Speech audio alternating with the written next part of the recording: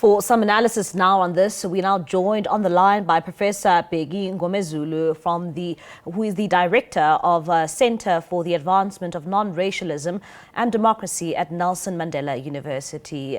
Professor, thank you so much for your time this evening here on SABC News. I mean, let's start off here.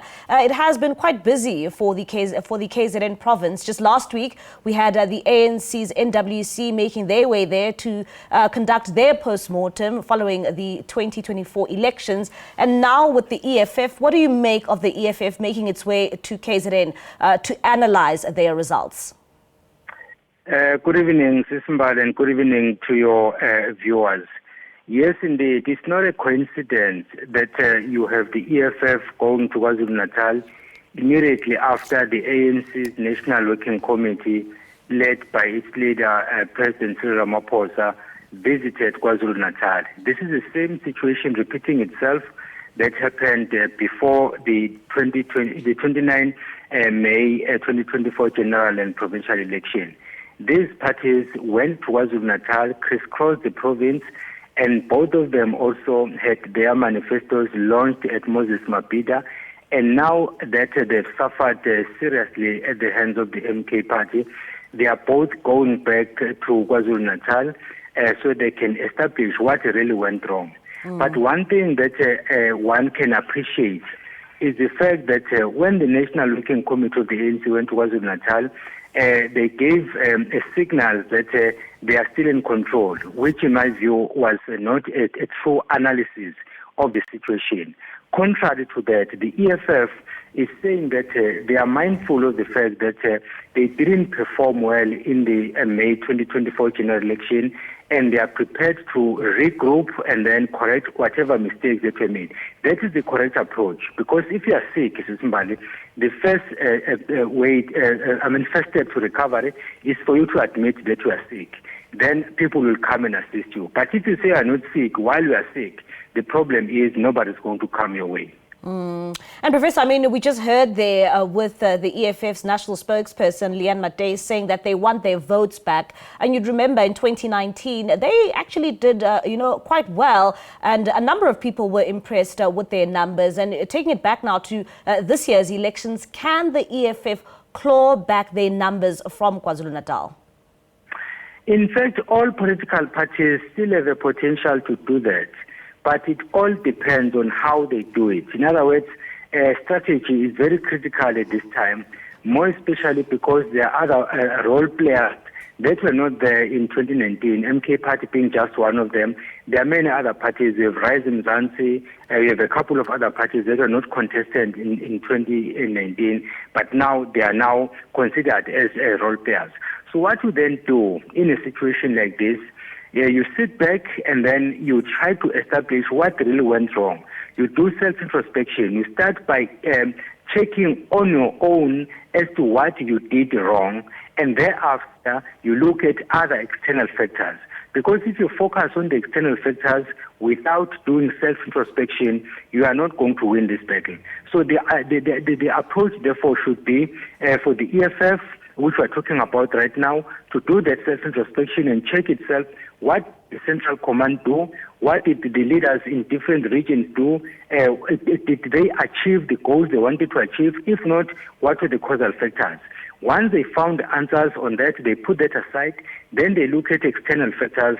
What other factors could have contributed to them not doing well? And then they try to come up with countermeasures, because those factors might still be there in 2026.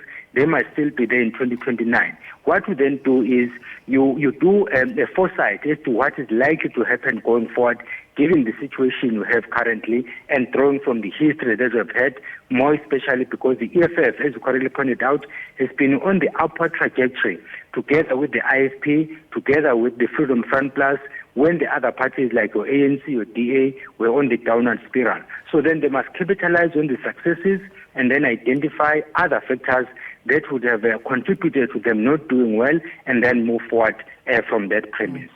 And Professor, maybe let's talk about that. I mean, what went wrong for the EFF during this year's elections? I mean, you know, when it comes to the planning since its 10-year birthday last year, they deployed Deputy President Floyd Shivambu to the KwaZulu-Natal province at the time. He's now with the MK party. They then removed Floyd, put in there their Secretary General, Marshal Dlamini, to try and sort of save, you know, that election campaign. And when you look at, you know, the planning of the EFF leading into the 2024 elections, what really went wrong for the party? Can we squarely blame the MK party for it?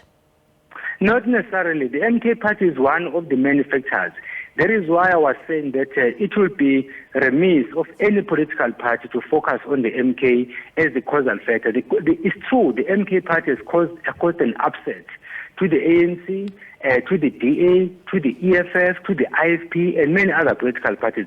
That is a fact. But confine all the discussions on the MK party would be missing the point.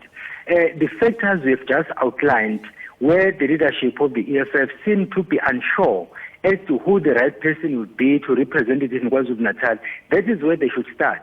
Did we approach this election the correct way, or did we do things haphazardly and ended up changing our agenda midstream? And then what were the outcomes of that? That is where they should start.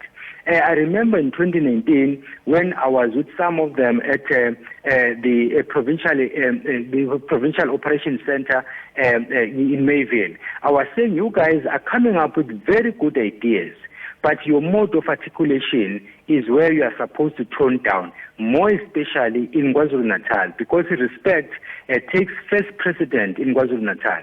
So if there is a sign of disrespect, definitely you are not going to do well.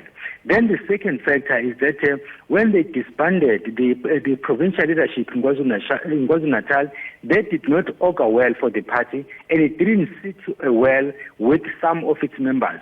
Then, of course, they regrouped, and then they seem to be on the upward trajectory again. So there are certain factors that they can look at doing self-introspection without necessarily looking at the MK, which has caused upset in other parties, as I've already said. So I think that is where the approach they should take, if indeed they want to do better, and regroup and regain their support, as the leaders are saying, which is a correct mentality, by the way. Because if you have lost an election, it doesn't mean it's the end of the world. All you do, you just try to plan for the next election by correcting the mistakes that you think you may have done in the previous election, so you can do better next time. And how does the EFF begin to find itself, Professor, especially now during a time where it no longer has its deputy president and a co-founder of the EFF, Floyd Shivambu, who has seemingly crossed the floor now to, you know, the EFF's competition in KwaZulu-Natal? The departure of Floyd Shivambu is indeed a dent. It is going to cause a dent to the EFF, but it shouldn't be marking the end of the EFF, because Floyd Shivambu was a member of the EFF, but he was not the only leader in the EFF. There are still other leaders in the EFF. There are still other members of the EFF. There are also members and leaders in different provinces, in different regions, in different branches. So it doesn't necessarily mean that if one individual disappears, then the party will then collapse. Just like if, hypothetically speaking, if Julius Malema were to leave and join any other party or say, I'm retiring from politics, that wouldn't necessarily warrant the fall of the EFF. So basically then it means that they must from now on learn to work as a collective, so that they don't rely on one or two individuals. So in the event that individual or those two individuals disappear, then they found themselves wanting. So all the party members and the party leaders must pull in the same direction. And if there is a trust deficit, not just for the EFF, but for any political party, that is a recipe for disaster. All right, Professor, thank you so much for your time and for your analysis. That's Professor Bheki Mngomezulu, the Director of Center for the Advancement of Non-Racialism and Democracy at Nelson Mandela University.